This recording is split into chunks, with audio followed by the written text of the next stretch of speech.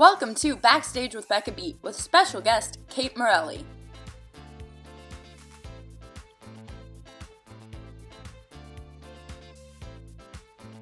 Hi everyone, and welcome to this episode of Backstage with Becca B. On this episode, she made her Broadway debut in My Fair Lady at Lincoln Center. You also might have seen her in shows like Billy Elliot, White Christmas, Singing in the Rain, Amazing Grace, or most recently in the Prom, where she understudied 5 roles and was the assistant dance captain. Plus, she's set to be in Flying Over Sunset at Lincoln Center when Broadway can safely return. Please welcome Kate Marilley. Hi! Hi, Becca. Hi, how are you? I'm good. How are you? I'm fantastic. I'm glad you could come and join me on this. Oh, I'm so glad. I'm glad you asked. And on, prom day, kind of, you know? Yeah. I forgot about it because we're not involved with the movie at all. Yeah, but it's a big deal for the show because it's so important to get the message out to people who couldn't come see the show in New York, you know? So I'm excited for it. I'll watch it at some point for sure. I think a group of my prom castmates were like, hey, do we want to watch it like via Zoom? And I was like, how do we do that? So I think we'll watch it. Maybe we'll watch it by ourselves and then we'll like have a FaceTime date or something. Yeah, the new watch party style. It's so weird what's happening in this world. And we're getting so used to it, which is so dangerous. Yeah. We're getting used to not talking to people and just texting and more so than usual. Yes, way more than usual. And then not texting each other back because people are feeling all funky or whatever. I feel like it's a bad habit. I'm really trying to stay on top of myself to make sure I'm still communicating with friends and family so that I'm not just in my own little bubble. How are you doing? Where are you? I'm in Dallas, Texas right now. I'm normally based out of California, but I actually got to see the Prom on Broadway. You did? Good. Oh, good. I'm so glad. So, that beats anything on a screen for me, in my opinion. When did you see it? Do you remember? 2019. Was I in that day? I was in a lot. I'm not sure. Possible, because I covered so many roles in the show, and I might have been on. I was on for Mrs. Green a lot in April, so you may have seen. You probably saw Courtenay, but you may have seen me. It's possible. We'll see. It was mid-April-ish. Okay. Yeah. Well, I'm gonna get into the Prom later, obviously, because it's such a huge show that means so much to a lot of people. Yeah. Obviously, and it's going on tour, so people are gonna get the chance to see it eventually. Gosh, fingers crossed. Crossed. Oh, yeah. But first, have you always known that you wanted to be a theater performer and be on stage and entertain people? Yeah, I did. My parents were actors. So they met doing a Shakespeare play. I believe they were doing Othello. Oh. And my dad was playing Iago and my mom's playing Desdemona. And that's how they started. I guess they met doing a play and they started dating in Washington, D.C. And then I came along, and I think they both were actors for a really long time. So they used to call me the dressing room baby. So I would be, my mom was mainly a musical theater performer. She did a lot of plays as well, a lot of plays, just like my father did. But I distinctly remember my mom was doing, I think, Anna and the King and I. No, I'm sorry. She was actually doing a Shakespeare play. She's gonna, if she hears this, she'll be so. She was doing, I think it was, oh gosh, I can't remember, Emma. It was either the Love's Labor's Lost or Julius Caesar. And my dad across the street was doing a play too, I think Hamlet. And they would take me from one dressing room to the other after each act so that I was with my parents. So I got to be around a lot of eccentric personalities very young. And that's how I realized I wanted to be an actor, a performer, because my parents were. And then they left the business when I was about, I think, around 10. And they went on into different into different careers.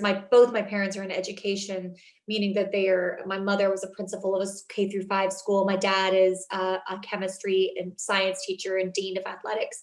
But they kind of introduced me to the arts, introduced me to dance. I was dancing since I was 2 or 3, and the typical ballet in a tutu and everything, and acting lessons and singing lessons from a really young age. So I kind of was introduced to it. My parents were like, "Do you still want to do this?" And I went, "Are you kidding me? Yes, this is my jam. It's what I want to do." And then I had my first professional production in The Secret Garden. Do you know the musical, The Secret Garden? I love The Secret Garden. Yeah, so I did the first production after Broadway. I was Mary Lennox, so I was the girl in it. So I gotta find that photo album of me as Mary Lennox in The Secret Garden. So that show is very dear to my heart. And that was like my first foray into the professional world, I guess. I feel like I used to, because I was in a production as a child. I don't do theater anymore. I'm more behind the scenes person, but as a child, I was in a production of The Secret Garden, and I listened to the Girl I Meant to Be song on repeat. I mean, how can you not? The score is so beautiful, isn't it? Yes. It is hauntingly beautiful. And what a great role for a young woman, like a young girl as she grows up too.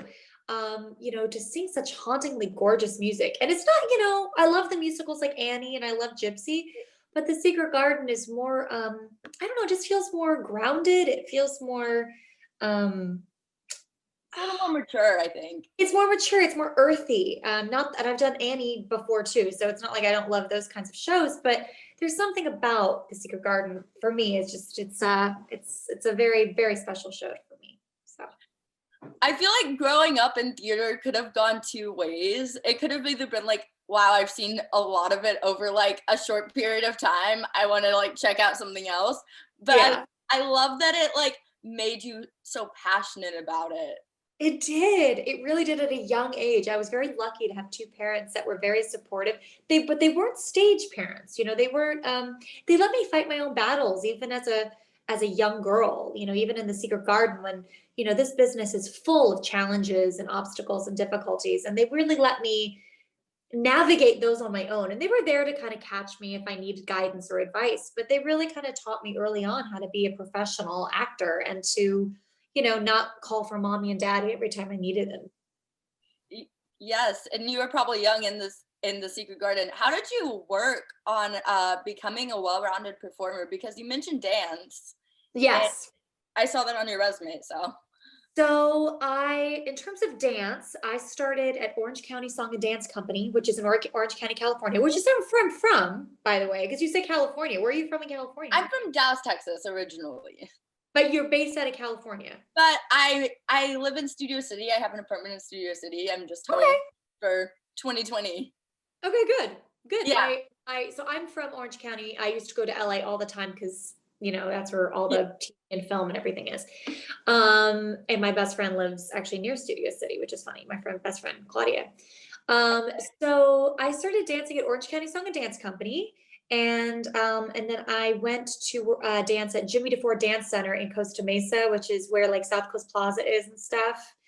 I was a professional and a ballet apprentice at the Long Beach Ballet Arts Center so I was a ballerina for a bit too, which that world is very difficult. And I did it for a couple of years as a ballerina, and then I was like, you know what? I'm gonna spread my wings and continue on my dance journey and not just be a ballerina, because it's a very challenging world. Although my world is very challenging too.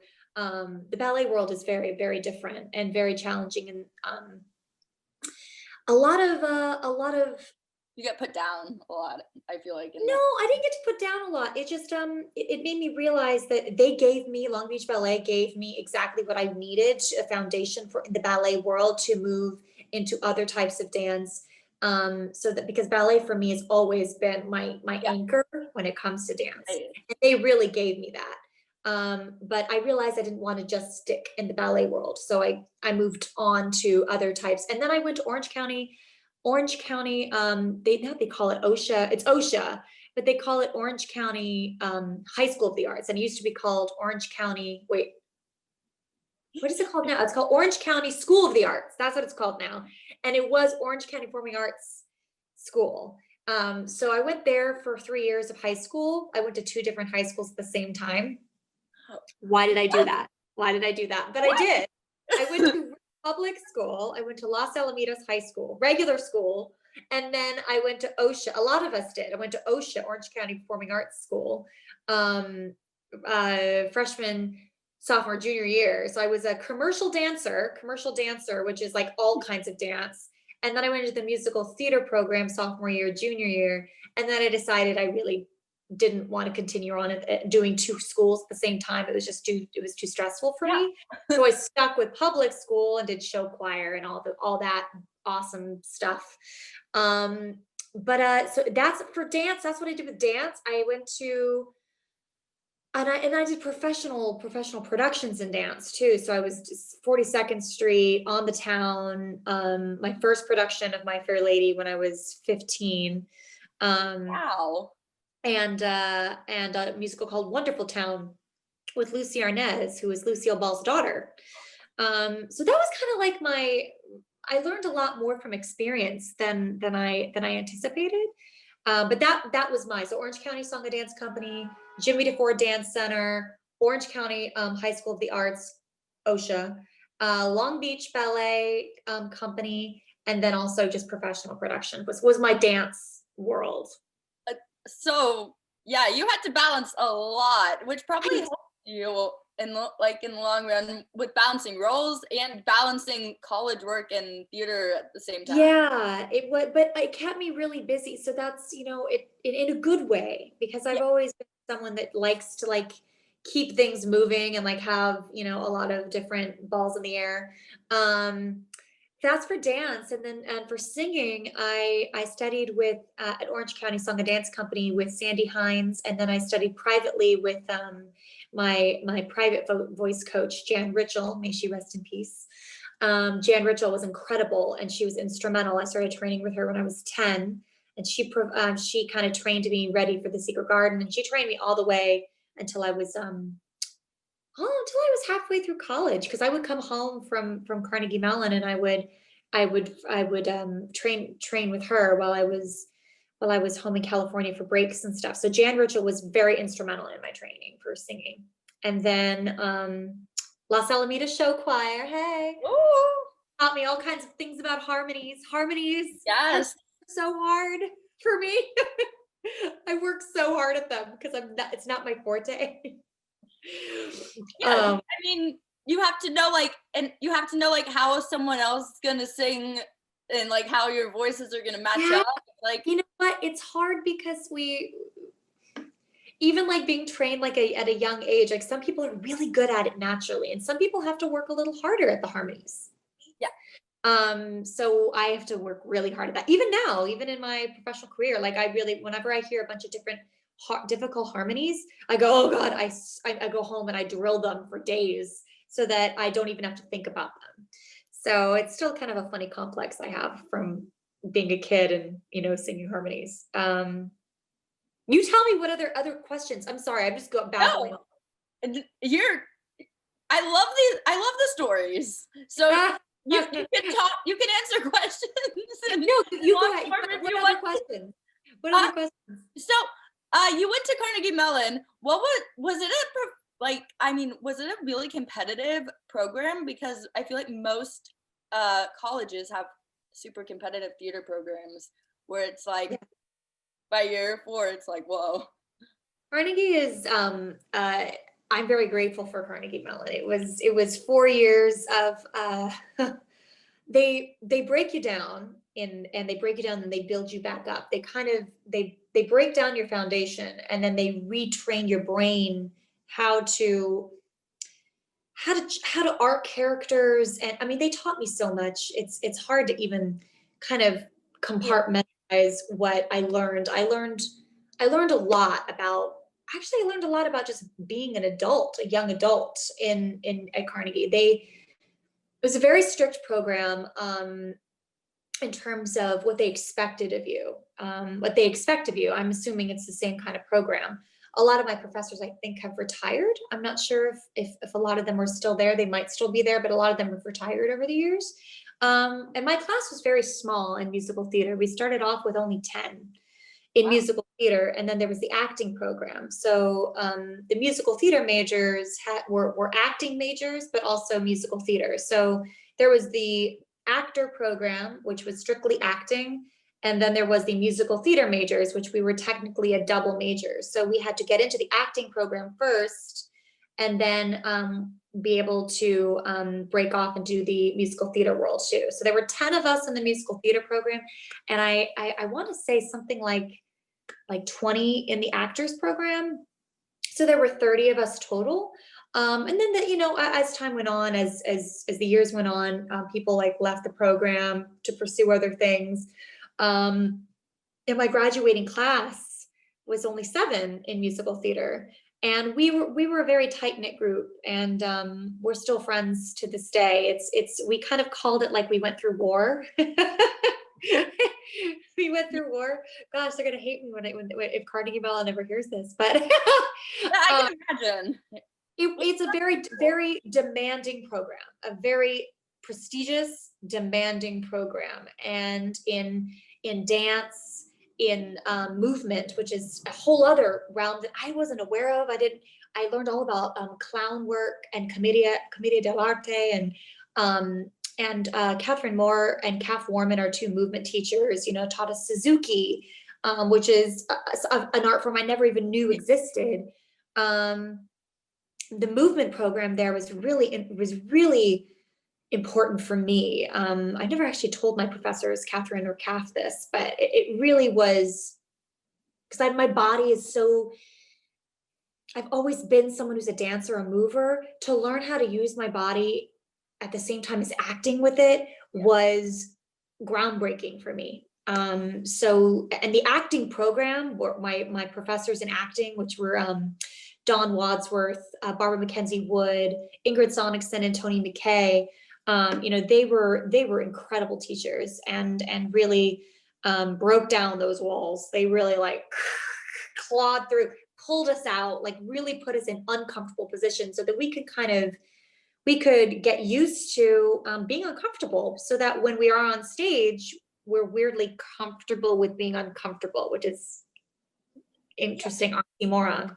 And then musical wise, Claudia Benak and Thomas Douglas were, very instrumental in my voice too. Carnegie was a really hard school, but I'm really grateful for it. I don't think that I could have imagined going anywhere else. And I had been looking at a lot of other schools that I was accepted to, but Carnegie was the best fit for me because it was so prestigious and so demanding. And I'm a bit biased, but it's the best musical theater program in the nation. It really is.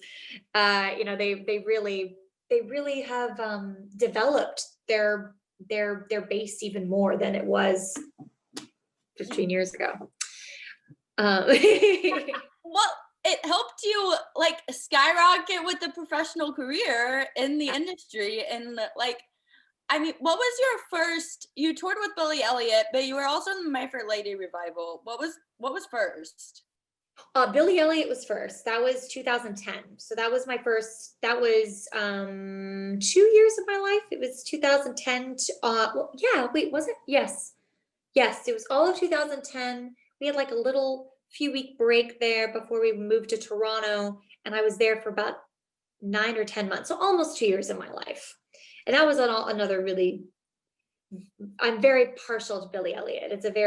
I love that show so much. I would do that show in a heartbeat anytime again. It was so hard. That dialect was so hard. And I'd never been an offstage cover before. That was really hard. Yeah, but it was great. You've kind of been thrown into a lot of you have to cover roles and stuff. So you're which takes a certain type of person, because not many people can memorize that many roles and that many tracks in still look professional on a stage. Like it is hard. I learned, Billy Elliot taught me how to compartmentalize my brain for each role. So when I thought of a role or an ensemble track, I literally, it's like I had a file cabinet in my brain and I took out that file for that day. Yeah, I realized, I mean, I've done a lot of principal roles in my career, but learning how to be a standby, which is different than a swing. yeah. I was a swing for Billy Elliot. So I covered ensemble tracks, but I also covered principal roles too. And, over time that grew from covering 5 women. I covered 5 women in Billy Elliot, right? Yeah. Gosh, it was Wow. it was a long time ago. I was like, who did I cover? I covered, yeah, it was 5. It was 5 roles. And then they started asking me and my other fellow swing, Brittany Nicholas, who is in Mean Girls. She's a swing in Mean Girls. And Brittany and I are like very, very dear friends. We learned how to swing together, basically. And we helped each other out. And without her and a few other swings, I think I would have collapsed with exhaustion. We started learning male tracks. So, and then we were started to be thrown on for like male roles in the song Solidarity. Do you know the show Billy Elliot? I think I had Natalie Wisdom on it earlier this year, and she was also in it. And she was talking about like the male tracks too. Yeah. So we had to go on every now and then for male tracks, and I had like my ones that I distinctly went on. But there is nothing like, and I realized in my career as a standby, as an offstage cover, I am thrown on mid-show or right at places more than anyone I've ever talked to.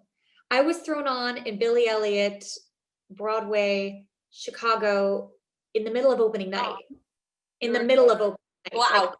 Like, they were halfway through Act 1, and Oprah Winfrey was there, and Elton John, and like it was like red carpet, like extravaganza, and the offstage covers were all in the audience. I was in the back of the orchestra in my mustard yellow chiffon Vera Wang gown, and my hair was done and my makeup was done. I was in the audience because it was opening night. And then all of a sudden, my stage manager comes and like calls out my name, whispers my name a few times, and finally he yells my name. He goes, "Kate!" And I went, "What?" He was like, "You're on. And I was like, "What?" And he was like, "You're on." And he like kept doing this, and I had to like get up, and I was in the middle of a row, and I was like, "I'm so sorry." And I had to like move. I only had a few costumes, so I didn't have all my costumes yet, and I had no wigs prepared.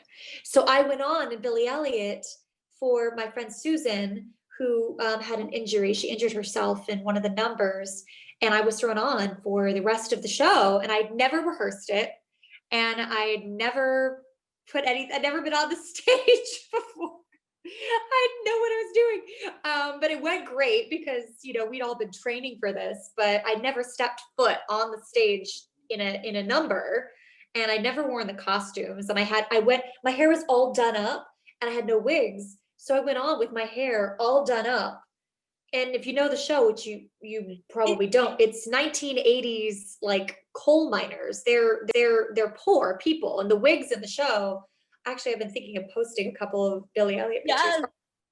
Are kind of like what my hair looks like now, like really, really like voluminous and like not poshed at all. So it was that was my first foray into being thrown on mid show. I've never done mid show until Billy Elliot. And then I was on for a while. I was on for like a week straight while Susan healed. And then from that point on, once the seal is ripped off, when you're recovered, once the seal is ripped off, it's like you feel like you're invincible. You can do anything. And you really can. It's like once you get over the hump of the fear and the unknown, it's really, it's a lot easier to go on for the other roles. But yeah, Billy Elliot was 2010, 2011. And then My Fair Lady Broadway was 2018. And then in between there, I did like all kinds of musicals and pre-Broadway stuff like Amazing Grace and all this other. So My Fair Lady was at Lincoln Center, and did it get moved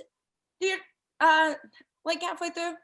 Or No, it was My Fair okay. Lady is only a Lincoln Center Theater production. So Lincoln Center Theater, which is where my current Broadway show is, Lincoln LCT, which is Lincoln Center Theater, their Broadway house is the Beaumont, the Vivian Beaumont Theater. Okay. And they have three theaters. So they have the Vivian Beaumont, which is their Broadway house, and then they have the Mitzi Newhouse, which is their off-Broadway house, and then they have the Claire Tao, which is the off-Broadway, maybe off-Broadway. I'm not sure if it's off-Broadway or off-Broadway. It's very distinctive. So they have three houses in their facility.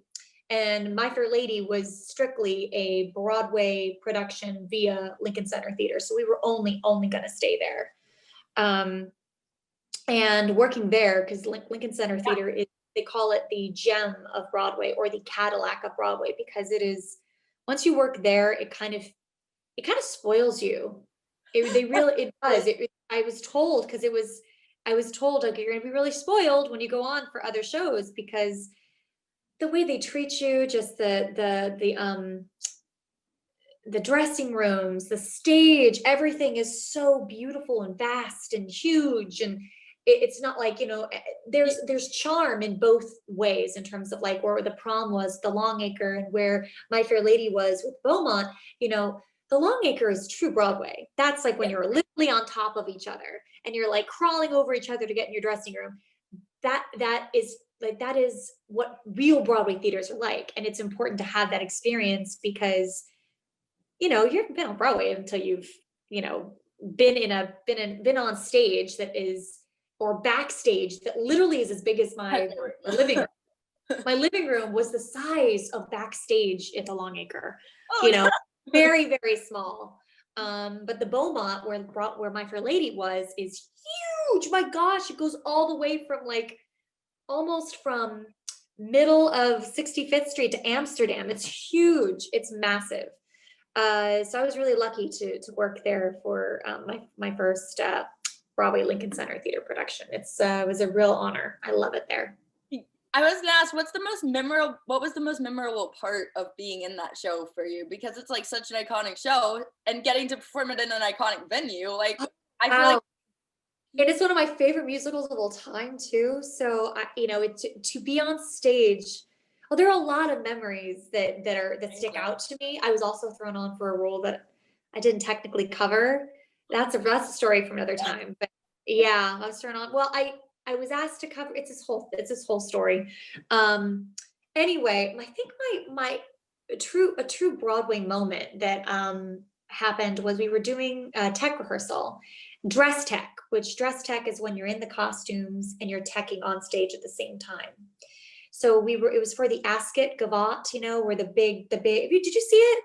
Did you see My Fair Lady? I was gonna see it in LA. Oh, and then it got canceled, or it didn't get canceled, it got postponed or something. Hopefully it will come there, or Dallas, or wherever you are. It will hopefully tour. But I'm trying to think. We had these gorgeous costumes. It's the one where the horse races. It's the horse races. So we're all like in these hats that are huge, and these gowns that are like cinched waists, and like umbrella parasols and canes and everything. And it was quite challenging walking in those dresses, and especially balancing this huge white wig with a hat on it. But I remember we were on stage and we were being lit on stage for the big moment where we all go, every duke and yeah. So we were all being lit, and just having to like stand in place. And then our brilliant choreographer, Christopher Catelli, maybe would say, hey, Kate, could you move your arm over here? And then we would do this, and they would put us in position of how they wanted us to stand because we were all in like these crazy costumes. They wanted to showcase Catherine's costumes. And then all of a sudden, we were really tired. We've been standing for a really long time, and our feet were aching and my neck was hurting. And then all of a sudden, we didn't realize it. The orchestra lives underneath the stage at the Beaumont. So they have a pit, but the pit is the conductor is raised up, and the orchestra is literally under the stage. we didn't know that they were down there. And then all of a sudden out of nowhere, that there were 28 of us on stage and we're all like exhausted and kind of moody. And then all of a sudden the orchestra starts playing the overture. And it's a 27 piece orchestra, I think. And that's a huge orchestra for Broadway, by the way. That is rare. And they start playing the overture. And everybody on stage just went, and we all were like, oh my God. And even people who had done 10, 15 Broadway shows, everyone just went, looked at each other, and people started getting emotional, because then you're standing on this stage, you're at you're in the Cadillac of Broadway, listening to one of the most iconic musical overtures in all of musical theater. And I talked to a few of my friends later, but it just felt like all of a sudden, it just felt like you were living the Broadway dream. Even though we were tired and we were cranky and I couldn't feel my toes and my neck was hurting from the 10-pound hat. Yeah. All of a sudden I started to get a little misty-eyed and almost cried, because I realized that this is exactly where I want to be. And I never want to leave this moment again. I want to be able to achieve these moments over and over again. And it was really a truly emotional Broadway moment for all of us on stage, to hear that overture for the first time, and to know, that how lucky I am to be in a rare and stunningly gorgeous production My Fair Lady was. It really, really was. And Bartlett Sher made it was basically the play Pygmalion with the music. So it was a very long version, but it was the way George Bernard Shaw wanted the play. He wanted Eliza to not stay with Higgins, and to know that it was looking more from a feminist point of view. It was a really a huge honor to be a part of that production. And I would happily do that version again anywhere. It was very lucky to have done that show. You were talking about the overture, and I was like, I can imagine when Broadway comes back and everyone is just crying on at the same time. I'm gonna cry when I walk into work. I'm gonna cry when I'm walking to the theater. I'm gonna be like, we've been waiting forever, and Lincoln Center is my home now, because it's my other Broadway show, my current one, Flying Over Sunset. I just, I think we'll all it'll be so incredibly cathartic. The world needs what we do. The world needs art. They need theater. And of course they need TV and movies, absolutely. But there's nothing like being in a theater and watching live performances, because that audience sitting in the theater, the audience, whatever show you saw in the Prom, that day that you were there was a special day, because that show will never happen again. Meaning the show the next day is a completely different show, because we never had the same cast most of the time, and there would be mistakes made, or flubs, or people would crack up on stage, or technical difficulties, or the audience would react in a different way. So I think that's what's so important about an audience, because they're part of our journey too. Whatever that show is, that 2:00 matinee, that show right there, it will never be the same as that 2:00 matinee. That evening show at 8 p.m., different show, different moment, as opposed to watching a movie or TV, which I love. I'm a big fan of. Yeah, and it's the same every time. But it's the same every time, and you react pretty much the same every time. But when you go to see a show, you don't know who you're going to get. You don't know if Brooks Ashmanskas on stage is going to, say a funny line a different way and everybody cracks up on stage. You don't know if I'm going to be thrown on at places, right, for the lead role, which happened. You just never know what's going to happen. And I think that that's what everyone is going to have, that cathartic experience when they come back because of that. Yes.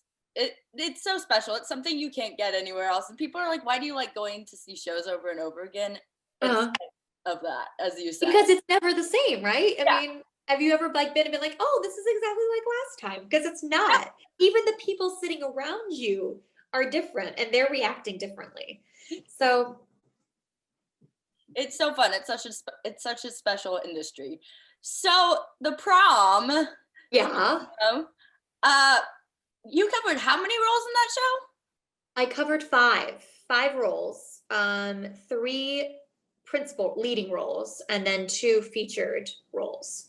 So I covered Dee Dee Allen, who is played by Beth Level, of course, Angie Schwar, who plays Angie, and Courtney Collins, who plays Mrs. Green. And then I covered Olivia Keating, which is a featured ensemble role.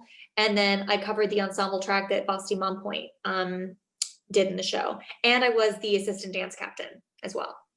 So technically I would say 6 roles because the assistant dance captain, like that's a role of itself. It is indeed. It is indeed. It was challenging. It was a challenge. It was all a challenge, but gosh, that experience, the prom was unlike any other in the best way. It was a rare experience. And I really miss that show. I really miss those people.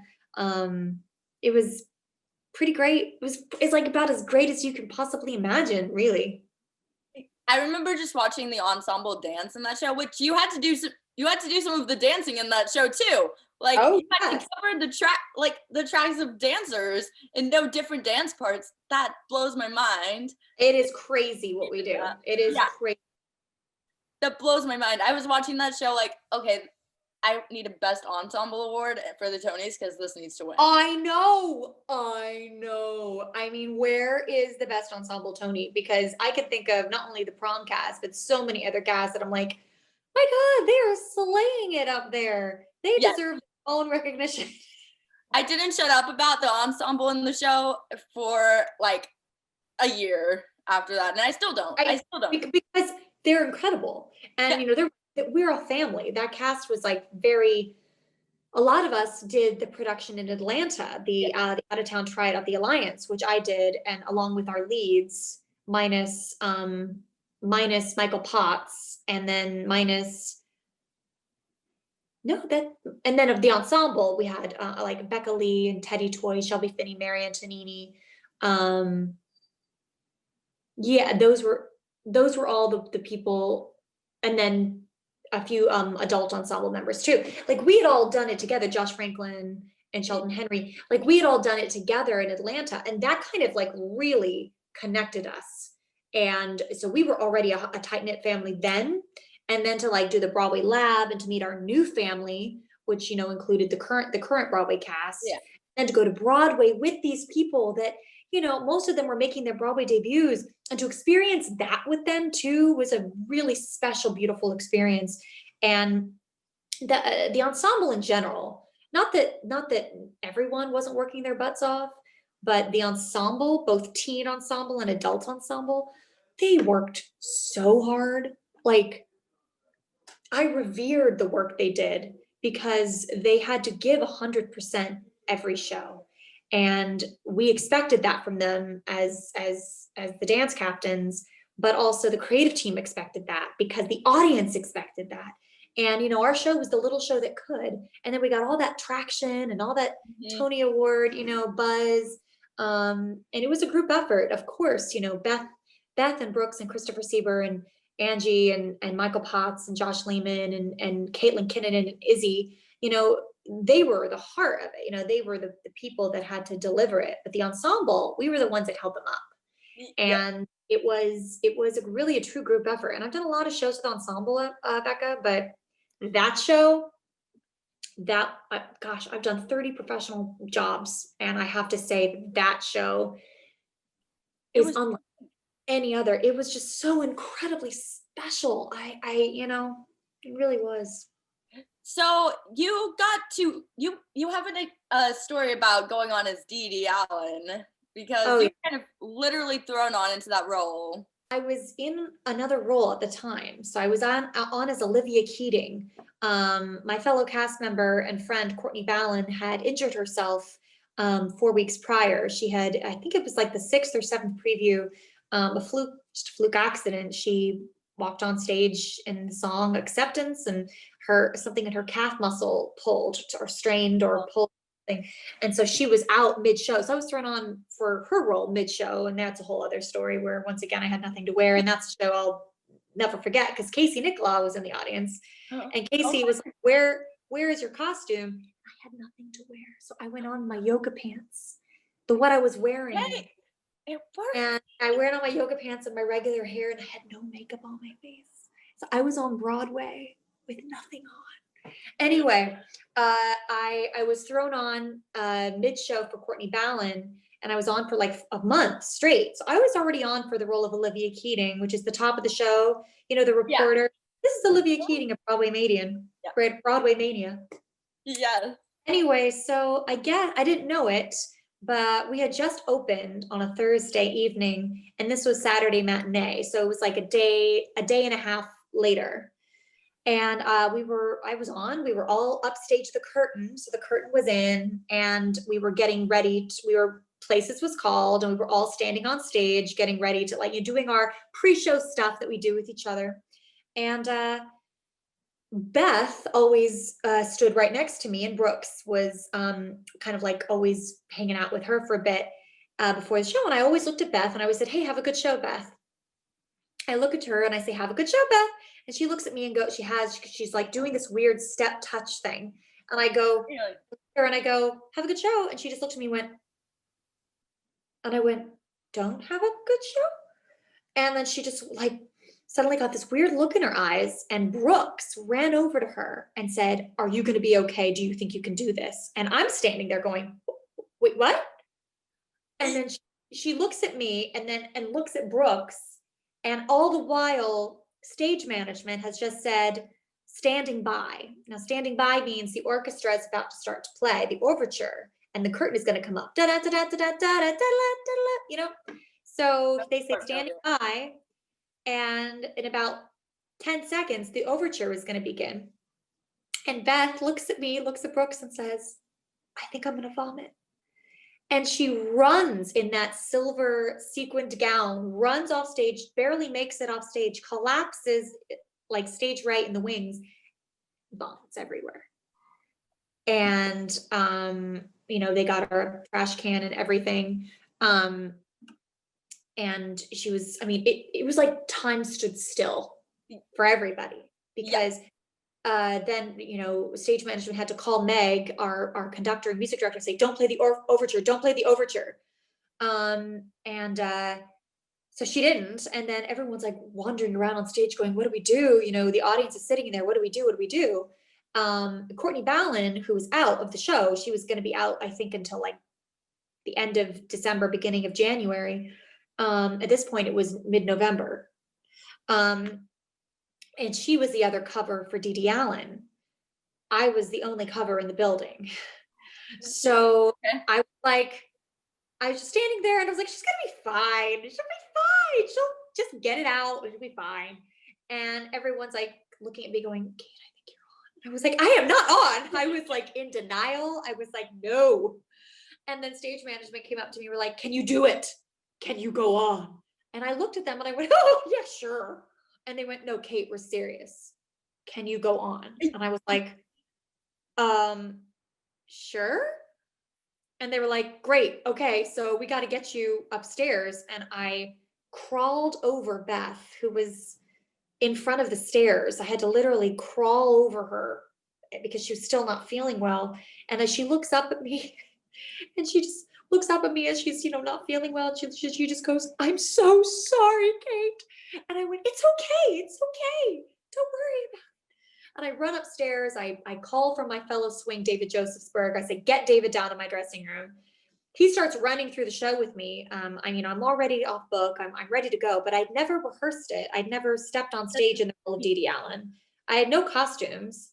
I had never touched the prop. I'd never done her backstage choreography, which is much more difficult sometimes than the onstage. I'd never sung the songs with anyone. So they ripped the wig off my head. They threw on my Dee Dee Allen wig, put in the microphone, and then wardrobe came up and were like, "Hey, it's time to do a costume fitting." And I went, no time. There's no time for costume fitting. They were going to try and put me in Beth's clothes. And I went, we don't have time for this. The audience has been waiting for 15, 20 minutes now. So I just went downstairs in this red Olivia Keating dress, which is the only dress I had that was appropriate because everything else was my Indiana parent stuff.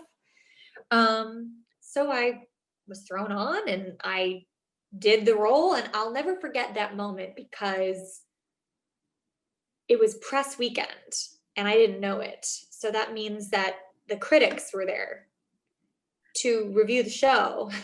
So, yeah. Yeah, and I didn't know. No, everyone said, don't you dare tell Kate, she'll poop her pants. So Christopher Sieber and Brooks Schmanskis went out in front of the curtain while I was upstairs getting my wig ripped off my head and everything. And they talked to the audience. They were like, so Madame Beth Level has become violently ill. Her brilliant understudy, Kate Marilley, is going to be going on. Please know that we just opened 2 days ago, not even 2 days ago, 36 hours ago. And she has never rehearsed the role. And she's never sung the show, meaning with someone in the past year. And she has, very little costume. So just know that be supportive. And everyone was so excited because this is the true Broadway understudy star turn moment that happens. It doesn't happen all that often. And all I remember is it was like tunnel vision. It was like people were talking to me, Becca, and it was, I'm sorry, I called you Emma. No, prom track. What? The prom track. The prom track. Well, yeah.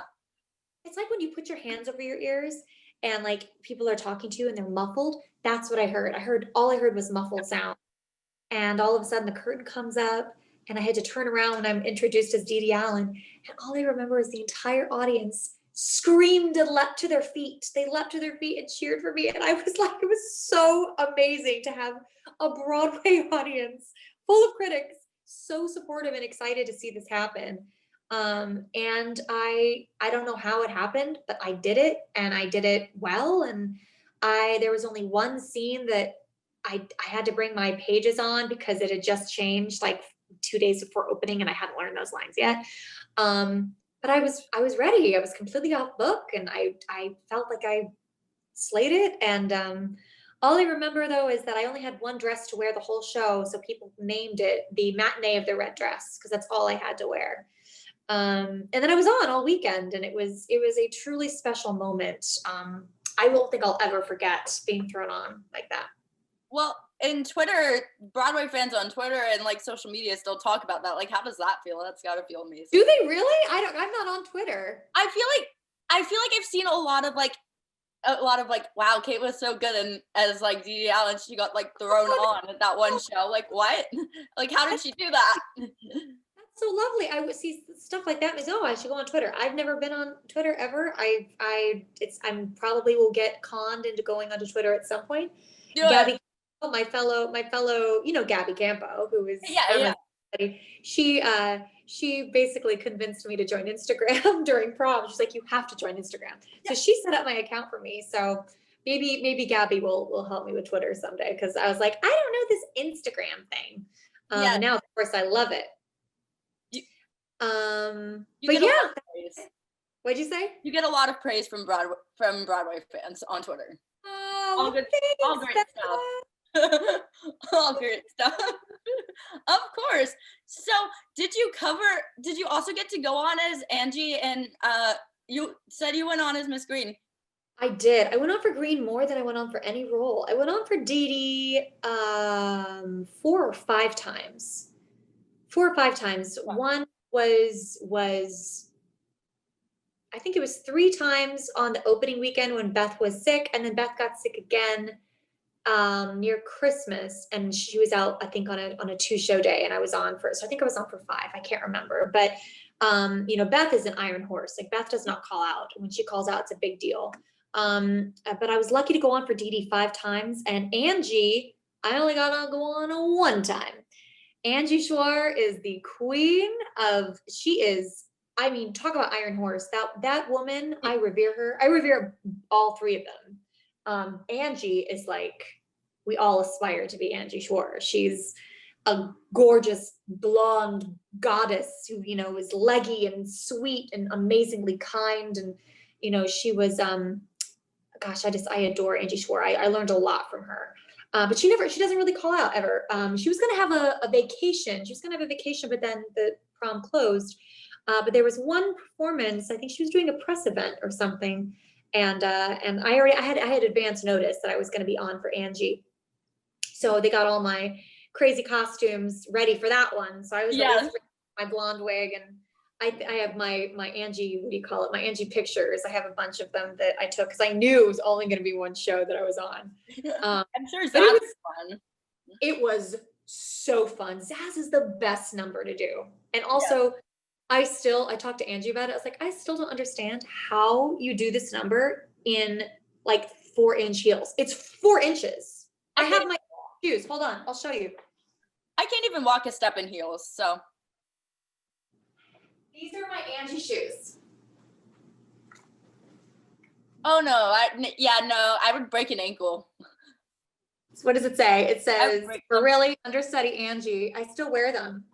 These are my Zaz shoes. I actually, you know what I should show you because you were here together. I have all of my prom shoes.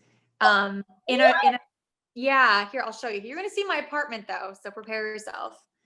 All good. Here they are. Oh my goodness. These are all my prom shoes.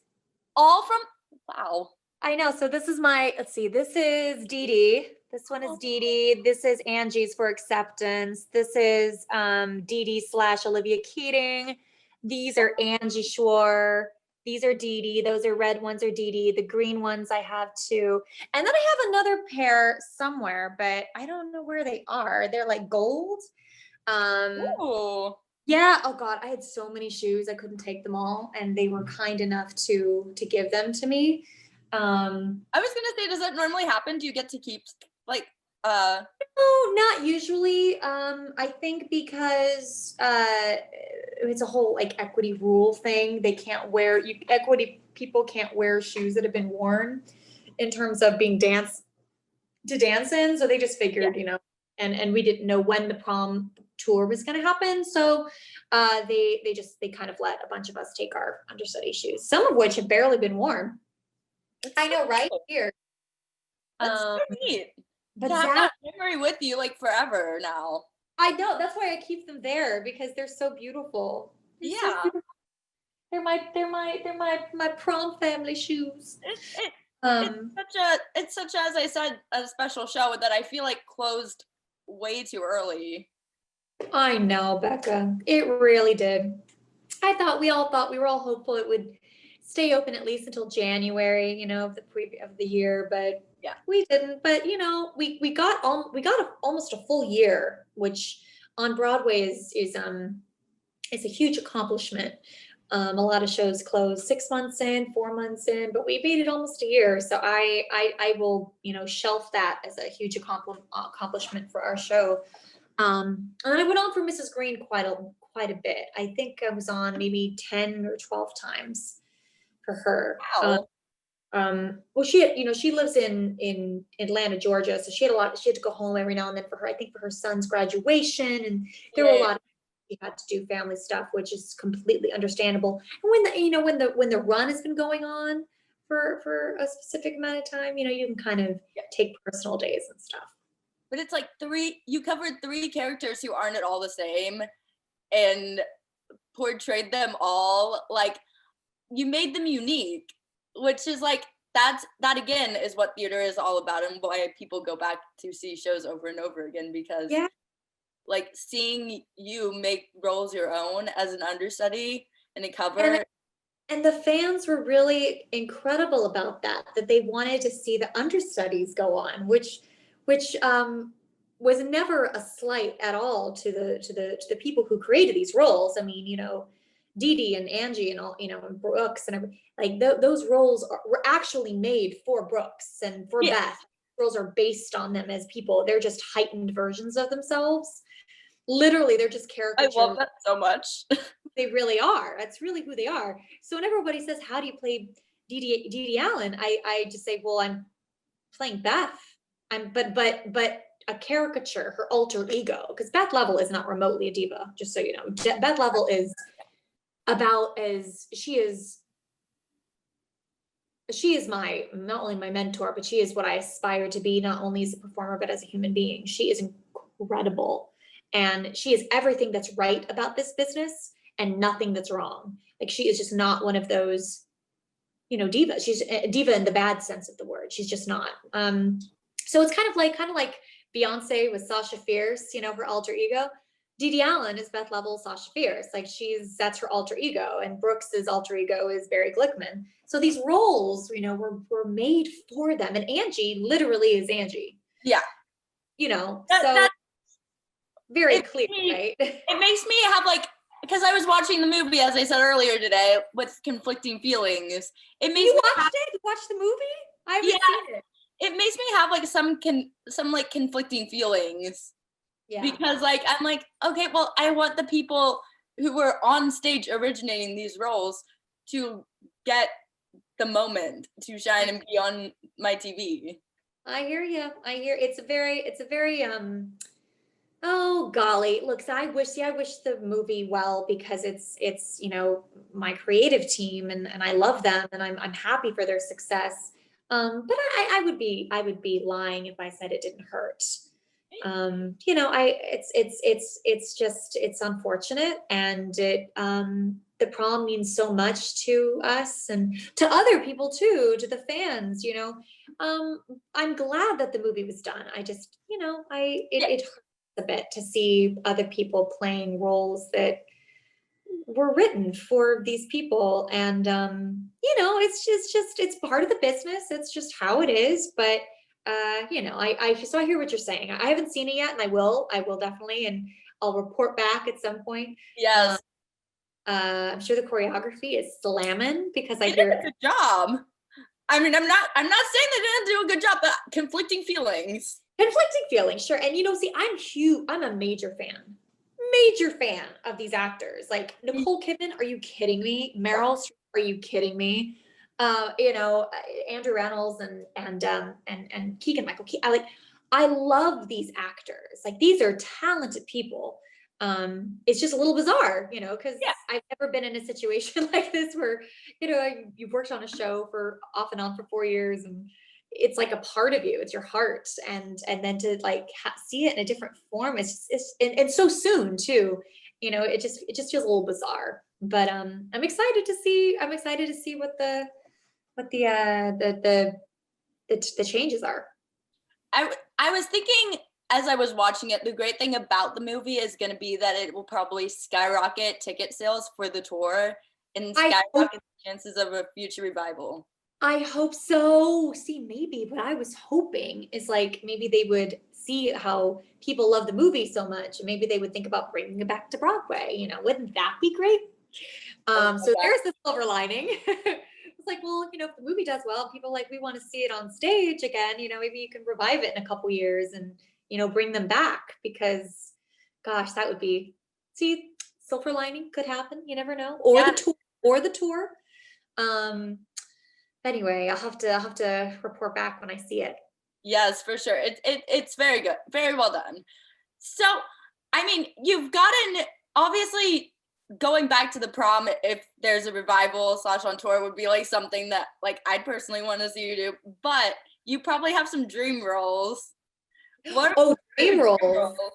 Oh gosh, dream roles. Well, my dream role is Velma Kelly in Chicago. Ooh. Or Roxy Hart, but really more Velma. Velma Kelly has always been, it's my email address. It's been my dream since I was a child. Yeah. Definitely Velma Kelly. Gosh, there are so many. It's hard. I've already played one of them. I played Lola and Dan Yankees. Ooh. Whatever Lola wants. It was the most fun. One of the most fun roles and shows I've ever done. I would say it's right up there with Prom. I got to be utterly ridiculous and live my Gwen Verdon dreams. It was so awesome. So I've lived one dream role. Gosh, what other? I want to play. Oh golly, it's I forget all my roles. I wish I know this is coming. I don't know if this is on your radar at all, but I've seen people on Twitter saying like she should be Alphaba at some point. Oh gosh, Alphabet. God, girl, that is a hard role. I know, but I've seen people on Twitter saying that for you. I gotta get on Twitter. What is this Twitter business? Gosh, I gotta get on Twitter. I'm worried about tweeting anything because Twitter. It is. Alphaba would be my Mount Everest because just vocally that is wackadoo. But yeah, what's funny is a few of my cast members said when I was on for Dee Dee that I have an Alphaba sound, and I went, I didn't really ever really think about that. I guess I could go for it. I don't know what will happen, but I could put that in my back pocket. I think I would love to play small roles. Like I really want to play Irene Malloy in Hello Dolly. I don't know why. I just love that show so much.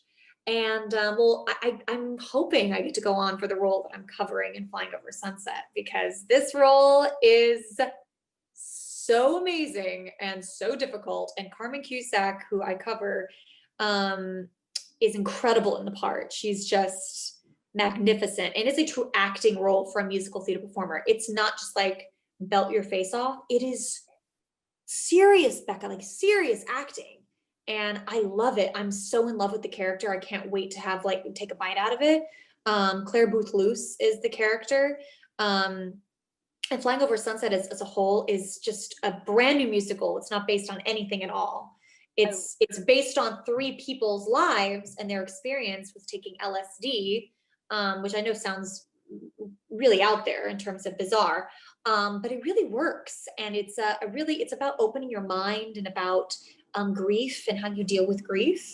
But it's also really funny, and the music is so stunningly gorgeous. Like Michael Corey and Tom Kitt. Oh my God. It's just Tom Kitt's music and Michael Corey's lyrics. Michael Corey did Great Gardens. They are just an incredible team. And I've already gotten to do like one press event with them, or I stood in for Carmen's role. I was terrified, of course, because James the Pine, legend. And he was there like coaching me, and I was like, this is so weird. We hadn't even started rehearsals yet. But gosh, other roles. I want to play Sally Bowles in Cabaret. Ooh, yes. You would think that I would have, there are so many roles, and I think on the phone with you and I'll go, I can't even think of them. It's so sad that I can't, there are so many, and I just can't think of. Wait, like an hour later, it'd be like, wait, I have all my dream roles. Yeah, I think I'd like to do a few more dancing roles before I retire the dancing legs, which, I'm still very much a dancer, but, and maybe in 15, 20 years, I won't be. So I'm like trying to I want to do Cassie in a chorus line. I've done a chorus line before. I played Sheila Bryant, and I was the understudy for Cassie, but I have not done Cassie yet. So I was supposed to do the Broadway national tour as a spy for Cassie and for Sheila, but I turned it down to do Billy Elliot. So I actually wasn't able to do the tour, which kind of sucks. But you're like, how do I duplicate myself? Right? If only cloning was a real thing. If only cloning was a real thing. Or time travel. You go back and and then do that and be like, okay, so I lived that life. I've lived that life. Gosh, you know what? I'll get back to you on more roles. I wish I could think of more. I feel so terrible that I can't think of any. So Flying Over Sunset, though, because I wanted to get into Flying Over Sunset. Let's manifest all those roles you just listed, though, because I would like to see all those dreams come true for you. I hope so. I hope you'll see it. Fingers crossed. So Flying Over Sunset, how cool is it to be part of an original, it's new to Broadway. And it is. Be back at Lincoln Center, as you said. It feels like home. I feel like I'm home. I really do. I think that's why it's so heartbreaking. We were in rehearsals when the Broadway shutdown happened. We had done one. That night was our invited dress, and our first preview was the next night, our first paid performance. And then it was one day, 24 hours. If it happened 24 hours later, we would have had our first preview. Yeah. It is incredible. Like I said, I love Lincoln Center Theater. It is the gem of Broadway. I feel so incredibly lucky that they that they keep hiring me back, and I hope they do, because for me, it's like my home. It's like my Broadway home. I am, is this like a big hurdle for me, this musical, because it's no dancing in it at all for me. Oh, okay. Ever done a show? Wait, have I? Not really. I did Amazing Grace, but Amazing Grace, you know, that Broadway show? Yeah. So you're like, how do I not move? Like, how do I not break out into dance on stage? I mean, there is movement, but not like dancing Prom, My Fair Lady, Damn Yankees, White Christmas that I did. Like, you know, I've been dancing my whole career. So to do a musical that I'm not doing any crazy dancing in. There is crazy dancing. Tony Asbeck is dancing his freaking face off.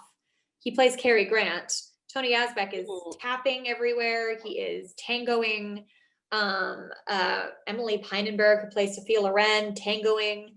There is dancing, but it's more movement based for the rest of us. It's more rhythm based. Michelle Dorrance is the choreographer. This is her Broadway debut. Michelle Dorrance is a groundbreaking tap dancer. She is incredible. She is like along the lines of Savion Glover and Gregory Hines. Like Michelle is brilliant. And so it's all about rhythms and how you make the rhythms pedestrian. So, you know, when you're walking down the street and you're like listening to a song and you kind of start moving with the song, or your feet start stepping to the beat. That's kind of what the show is, in terms of it's a very pedestrian movement that becomes into choreographed moments.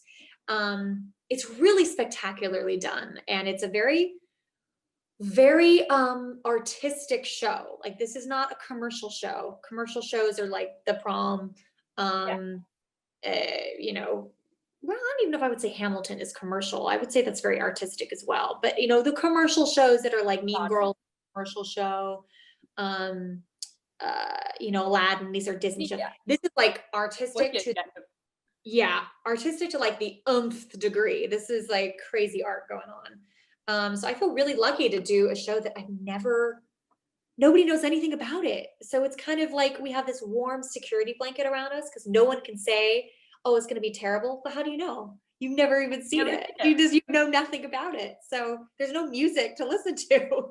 I can imagine how like tough it is to not be performing it right now after like going into rehearsals for it, being so excited about it.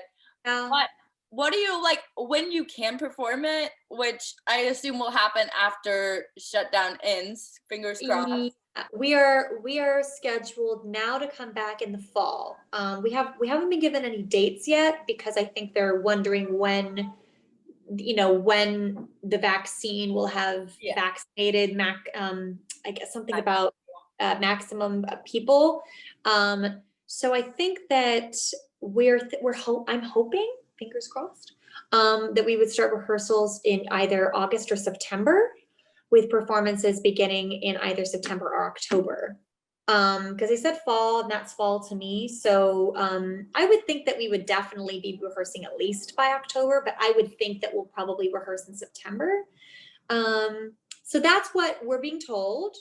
And we still do a lot of Zoom meetings as casts. You know, we have like all kinds of Zoom parties and weird do cocktail stuff and trivia. So we're still talking to each other, and I'm still working on my stuff. You know, I've, you know, obviously not doing it every day because I have no one to actually do it with.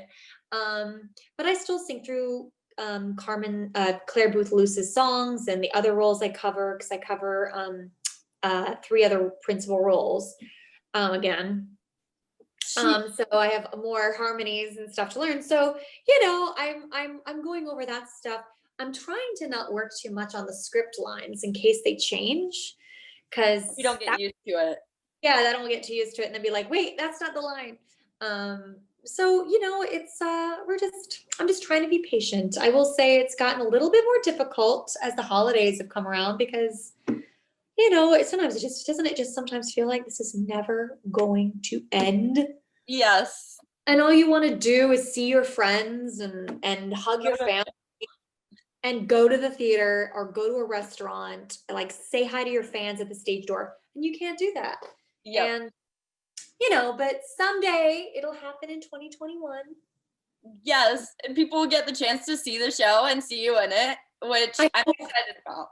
I hope so. And if you come to see the show, even if I'm not in it, you have to tell me you're there.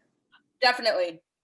You have to tell me, even if you get a last minute ticket, just Instagram message me, or you can have my email address and just let me know that, hey, I got a last minute ticket. Okay, I'm here. So I can at least like come say hi.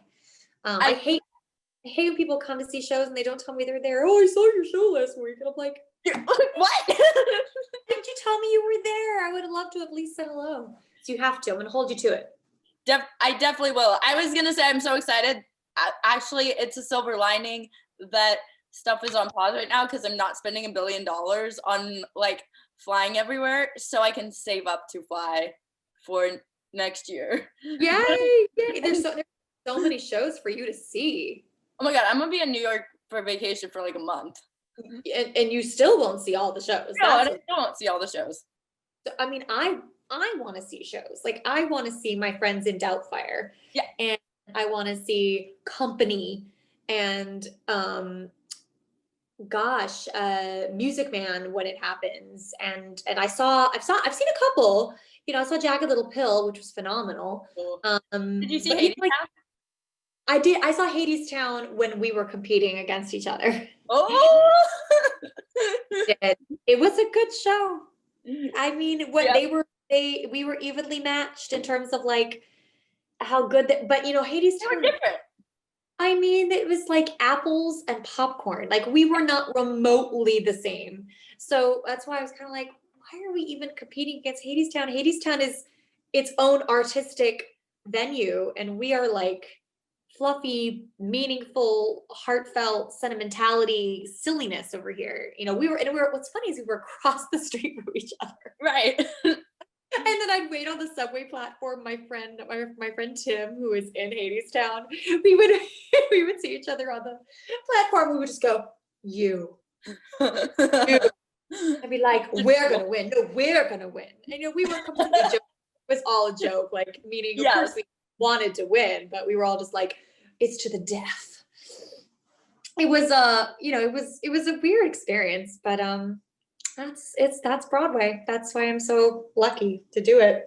I feel like no one truly knowed when it came down to the prom in Hadestown because it was like, I mean, the feelings you get, the music is different, everything's different. It's just so different.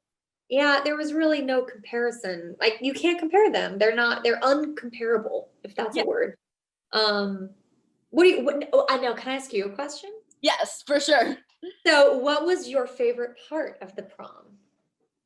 Who's your favorite role?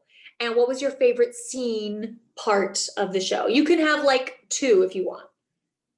I was gonna say that my favorite parts of the show, without a doubt, are anytime the ensemble is on stage dancing in the big group numbers. So basically Act 1 finale in Act 2. Of course, when we're all on stage dancing joyously. Because my mouth went I was like, what is happening? How do they do that? Because my body, like, if I try to do that, nothing's gonna happen. It's not gonna look good. It's gonna be. I bet you I could teach you the finale choreography that, because Beth and Michael Potts and they all had to do it too. And we had to work with them on choreography. And I teach master classes all the time where people are like, I don't know how to dance. I'm like, I bet you if we had time, I could teach you the big moment that we all do at the Tony Awards where everybody's on stage dancing together. I bet you. I'm down. Do you have any coming up? Because I'm down. When I do, I will let you know and you can join. Yes, I will. Because I need to. It might take a while, but. Oh no! Are you kidding? I've done master classes where it takes 2 hours, but that's what's fun about it is you're learning Broadway choreography. So wait, now Becca, when you say your backstage stuff, what is your background when it comes to theater? I like social media, PR, that sort of thing. Okay, And I did awesome. theater as a child, so I think that's kind of like where I got my love for it and like where I got like I love going to shows and seeing shows and Uh-huh. going multiple times.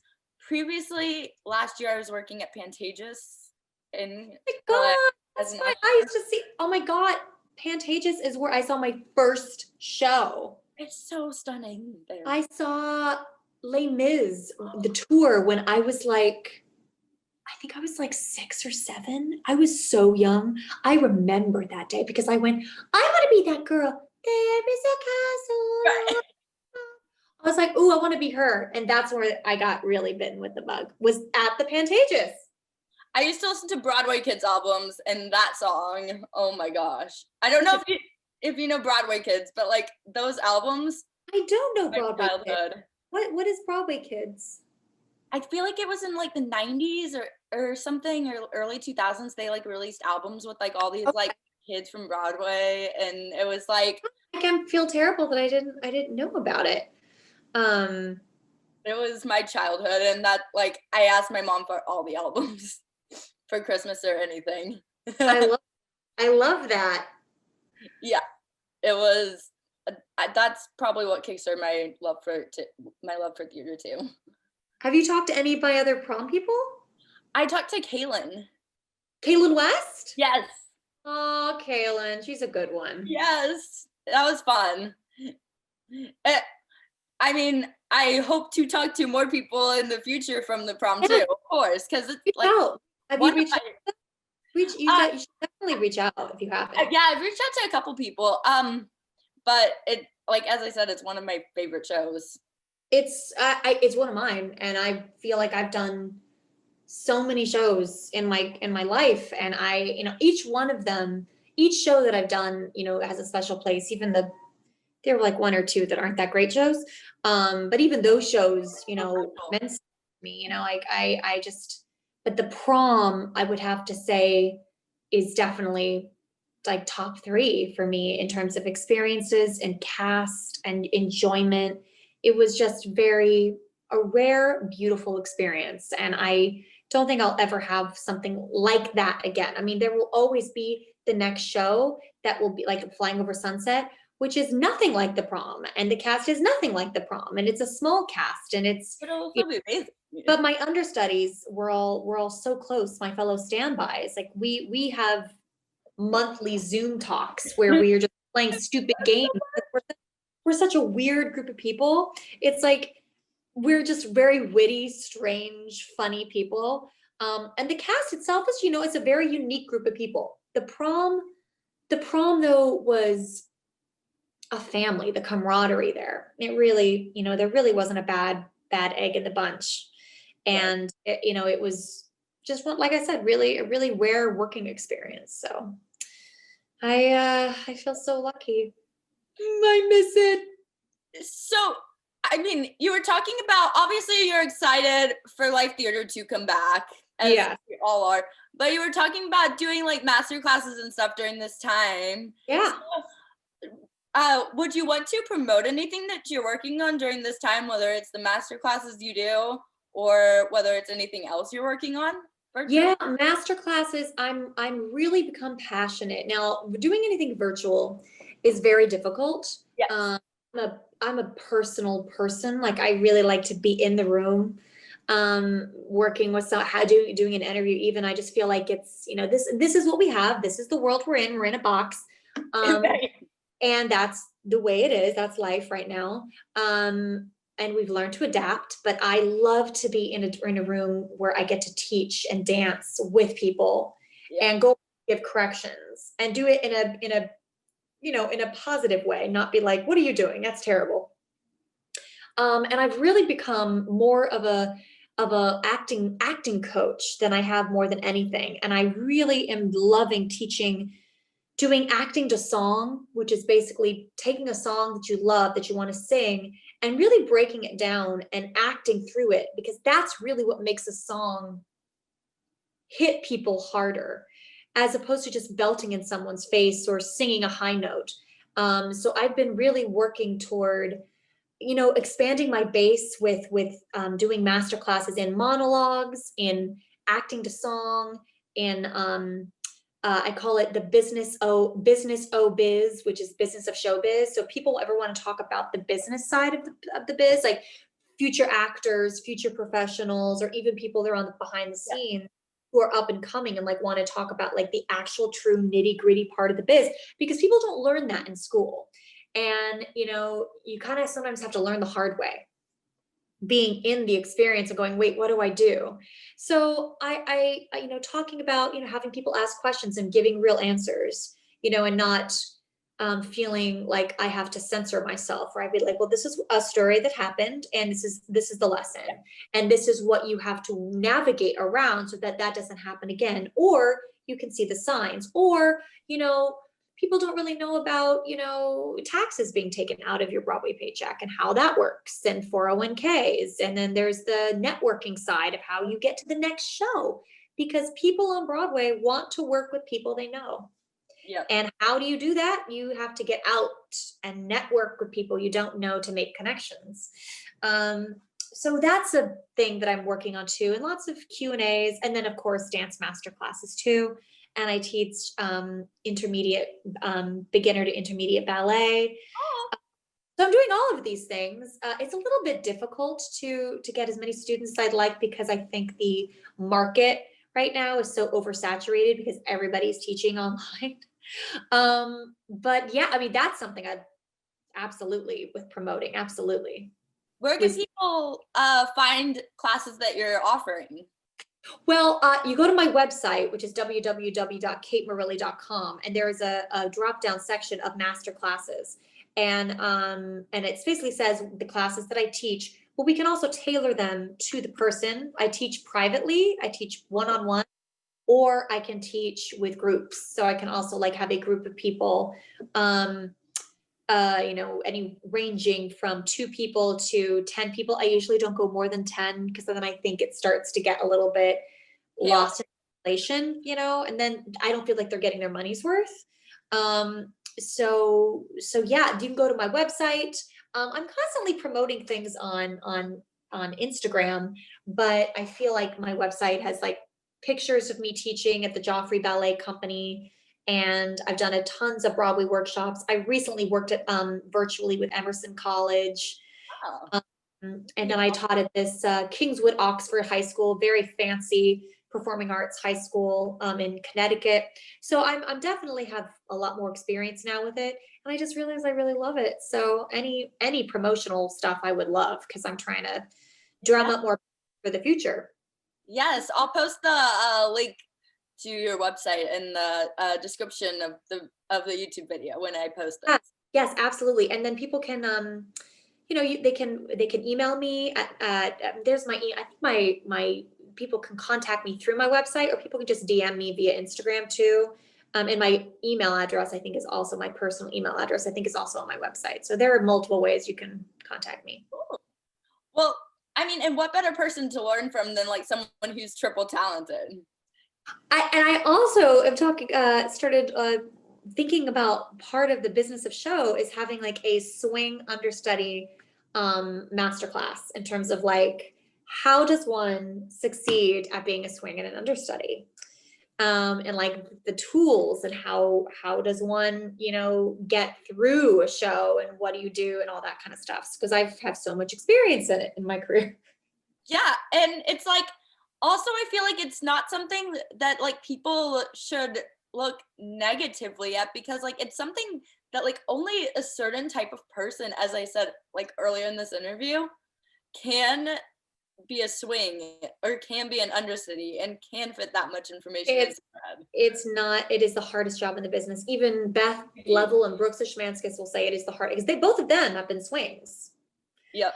And I mean, I would say that in my career as a whole, I played more roles, you know, like Judy Haynes in White Christmas, Lola and Damn Yankees, et cetera, et cetera.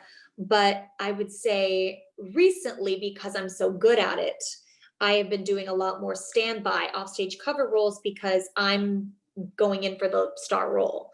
And to have someone who can be off stage ready to go at a drop's notice to go on for Carmen Cusack, or to go on for Beth Level when, the critics are in the house and it's places and there's no way in hell she's going to be able to be ready. You have to have somebody that has nerves of steel, and not everybody can do that. Yeah. And it's not patting ourselves on the back, but it's the truth. Being a swing and being a standby, being an offstage cover is the hardest job in the business. And to be totally honest, we don't get nearly as much credit as we should. Until, of course, you save the show, and then you save the show and it's like, oh my God. Yeah. But I've been saying that for years. That like, yeah. And it's, anyway, so, it's not remotely a negative thing to be a swing or a standby. Yeah. I mean, yes, we are MVPs. That's what I call you. We are. Thank you, Becca. We are the MVPs, and we step up to the plate. And what's also the thing is, wouldn't you rather be on stage all the time? Yeah, of course I would. But when I would say I was on half of the amount of shows in Prom. So there were 350 shows. I was on for 120 of them. I was on for half of the run. So I was like, actually, I had my fill of being on. And then while y'all are like exhausted doing 8 shows a week, I get to go over here and sit in the house and watch the show. And how special. Or I get to, hang out with my fellow understudies, or, give notes from Dance Captain Land or whatever, like I don't have to kill my body 8 shows a week because I have other jobs that I have to do. So, it's not a negative thing at all. So I hope I can, clear that out for people, that it's not remotely negative what we do. I know it sounds like, well, wouldn't you rather be on stage? But I've done it enough to know that yes, but also there's the other side of the coin, which actually is you're saving your body, you're saving your voice, you're not getting as sick. And people believe in you if you're hired to be a swing or understudy. You are valued. Yeah. The people casting are like, well, who can we count on? Me. So. Me. And then someday they'll give me the star role, which is hopefully will happen at some point. Yeah. I mean, but like if hearing you talk about that doesn't convince people to sign up for like a class of any type with you, then like people are crazy. Well, people are crazy, but I would be happily accept any kind of promotional stuff if you're willing. Yes, for sure. So where can people follow you on social media to keep up with what you're doing and keep up with Flying Over Sunset when it does come to Broadway? Instagram is my go-to. I do have Facebook, but it is private. I only have it for like people I went to high school with and like college and my family and people I do shows with. So it's a private account. But Instagram is my up-to-date daily. So it's at Kate Marilley, just one word, Kate Marilley, and on Instagram. So that's where I usually post pretty much on the daily, on stories and stuff. And when I'm doing a show, I'm usually pretty good about like keeping people up to date on what's happening with the show. And also, I do a lot of throwbacks. I've done a lot recently for the Prom and for other shows I did, like Cinderella I did at the Paper Playhouse, because, I looking back, because this is like a good time of reflection, Instagram has been really instrumental for that. So definitely Instagram. And I do have a Facebook page. I'm not on it as much because I find that it's just so difficult to do all of the things, but Instagram is my main one. And then my website too. Okay. Fantastic. Well, thank you so much for talking to me on this. It's been a blast. It's been a blast, Becca. Thank you for asking me. This has been so much fun. And I really hope that when you come back to the city to see shows, hopefully Flying Over Sunset, definitely, we can at least say hi in person. Thanks for watching this episode of Backstage with Becca B. You can follow me on Twitter and Instagram at Becca B Talks TV. Or for more exclusive content from this interview and more, you can follow me on Instagram and Facebook at Backstage with Becca B. Make sure to subscribe to my channel and like this video, or if you're listening on Apple Podcasts, go ahead and give me a 5-star rating. Thanks for tuning in, and I'll see you guys next time. Bye!